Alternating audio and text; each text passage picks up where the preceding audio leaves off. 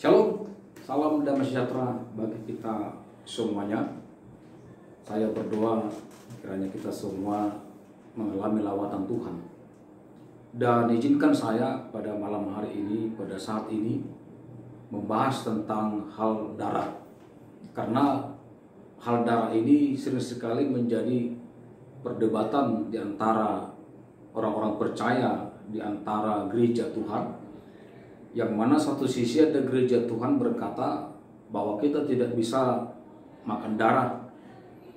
Mereka mengutip ayat firman Tuhan dari Kejadian 9 ayat 4. Mereka juga kutip ayat yang lain dalam Imamat pasal yang ketiga 17. Memang dalam Kejadian 9 ayat 4 itu ada tertulis di sana bahwa hanya daging yang ada darahnya jangan kau makan, kata firman Tuhan. Dan juga dalam Imamat pasal yang ketiga 17 dikatakan daging, darah, dan juga lemak jangan dimakan.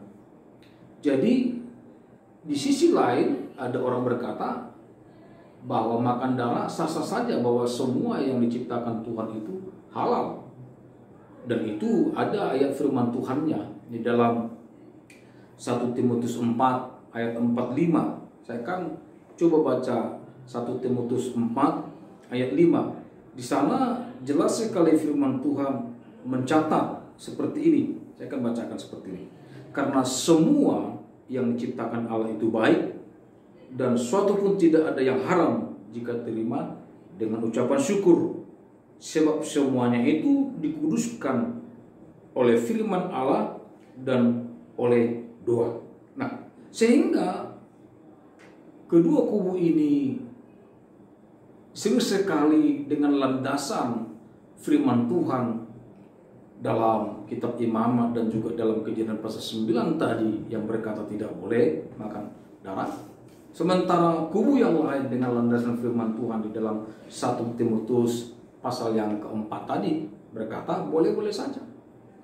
Ini menjadi perdebatan dalam tubuh gereja.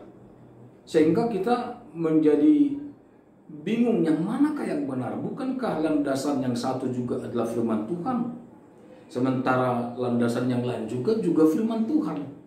Nah, oleh sebab itu saya mau sampaikan sedikit bahwa perdebatan ini sebenarnya bukan hanya perdebatan sekarang ini juga, bahwa perdebatan ini di zaman rasul-rasul pun terjadi.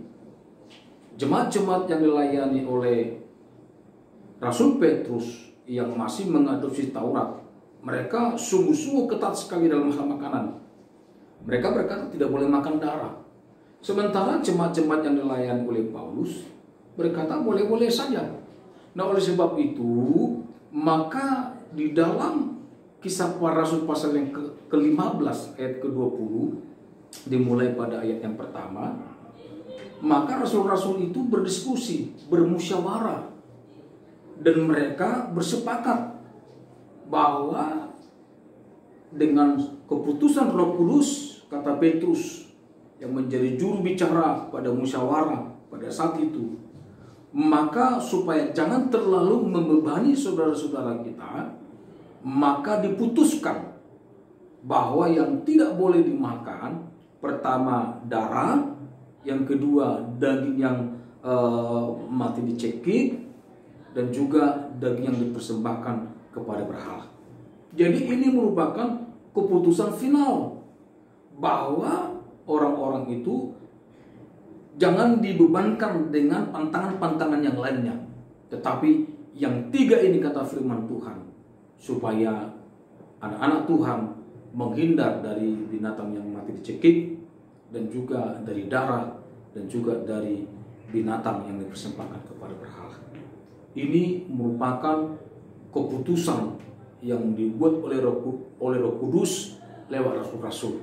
Nah, oleh sebab itu kepada kita anak-anak Tuhan, karena saya baca beberapa buku bahwa kitab 1 Timotius itu ditulis sekitar tahun 50-55an.